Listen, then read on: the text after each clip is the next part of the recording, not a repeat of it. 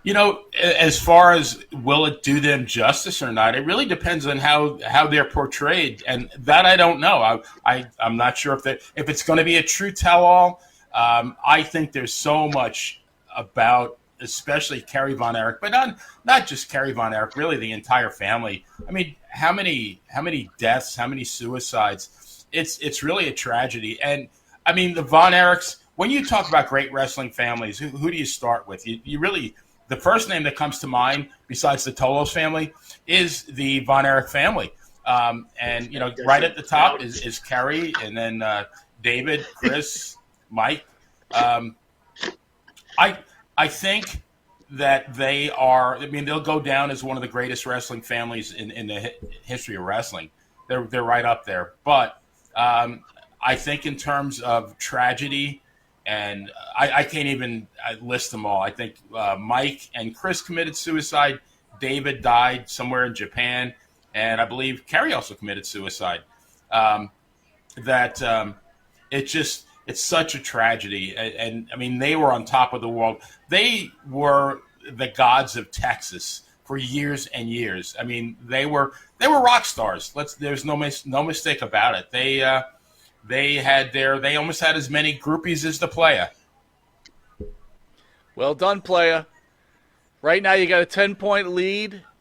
The championship, the champion's been knocked out. The belt's in the middle of the ring. The only thing between you and grabbing that 10 pounds of gold is the star of the show, Mr. Jimmy Farrow. Jimmy, the 30's up on the board. Wishing you luck. Go. Well, will it do it justice?